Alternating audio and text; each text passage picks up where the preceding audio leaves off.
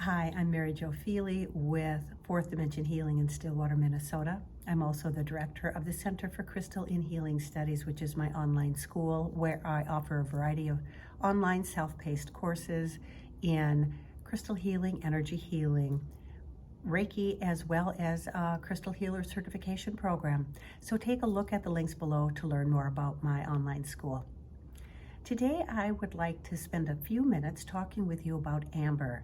Now, amber is not a stone, it's not a crystal, yet I will frequently kind of put it into the basket of gemstones as I refer to it because of the way I work with a number of different crystals and minerals and mineraloids within the context of crystal healing and gemstone healing.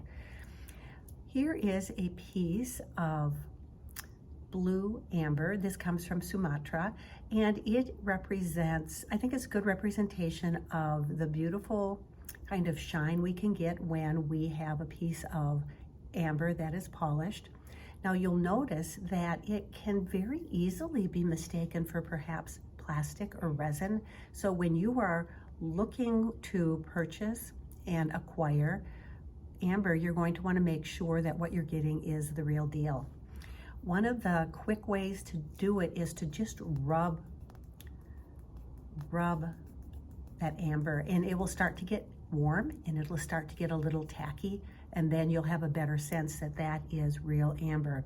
If you have a piece that is plastic or other kind of handmade or man-made, human-made form that looks like amber, you will rub it and it will just stay really cool and essentially feel like plastic. And there's nothing wrong with that as long as you know what it is that you've got.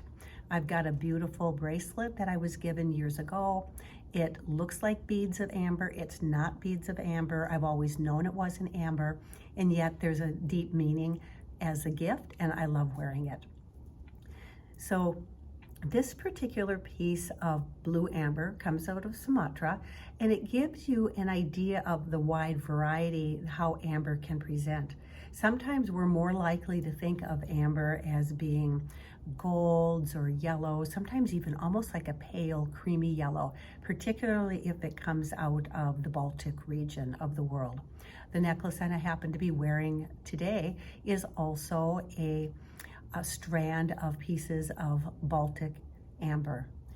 Amber is a soft stone. It has a hardness of about 2 to 2.5 on the Mohs hardness scale, and it does resonate with earth energy. And with that being said, I want you to recognize and realize that tree sap comes from a tree that's been vital. It's been drawing in this beautiful sunlight its whole life, and so there is in some ways a solar or sun kind of energy in amber as well. And so it could be that in your experience while you're working with it, you have more of a fiery experience. My sense is that this is a very gentle grounding stone. It's a very, very helpful stone to remind us that here we have a tree that stood still long enough and allowed itself to be transformed. To me, it's a beautiful metaphor for the invitation that we have when we can just slow down, stop, be still, and allow that inner transformation to take place within us as well. So when working with amber in my healing practice, it may be that this piece is placed on or around the body. It may be that a person is holding it in their hand. I wanted to show you a couple examples of amber that I carry in my online shop that kind of represent what I have available. And here is this beautiful piece. I want you to know that I work with the blue amber, and you can kind of you can catch with the light some of the beautiful shininess. It's a very, very light stone. Here is another piece. So while this is a large, rough or raw piece, it's so light that it could be placed almost anywhere on the body and not be uncomfortable at all. If you were to work with a piece like this as a crystal grid, perhaps you would consider a piece like this as the center of a grid, or perhaps particularly because it has this grounding quality and this kind of stabilizing quality, to be able to work with this with a square grid, which also, because of the square geometry, helps to have that settledness. There's something very gentle about amber that I really find amazingly helpful. So one of the other things that's quite interesting about amber is that because it's so soft and because it's organic, it does tend to warm up when we hold it. And as I mentioned, this is a necklace of amber, and it's not uncommon, especially over in Eastern Europe, to hear of amber teething necklaces for babies, because what happens is, as the amber is worn against the skin, the body heat begins to help the amber release some of its soothing and healing effects, and it can be really helpful with supporting a little bit of calming.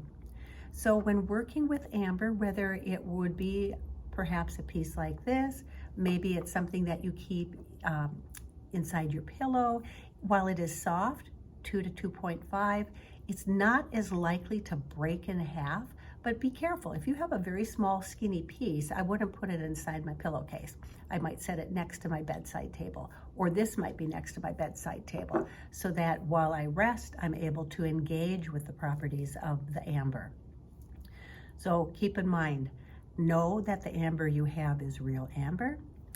Know that it is connecting gently with the earth energies and helping to ground and release and transform in such a beautiful, nurturing and gentle way. It is really such a remarkable, gentle stone that I think if you are in the process of creating a crystal toolkit and you're gathering various types of crystals and gemstones, and in this case, a mineraloid that we know of as amber, amber could be a beautiful addition. So take a look at the links below. Go ahead and check out my online shop to see what I have available and to learn a little bit more about amber. Feel free to reach out to me, send me a chat through my website. Go ahead and send me an email. I'd be happy to answer any questions you have. For now, I simply wish you many blessings. Be well.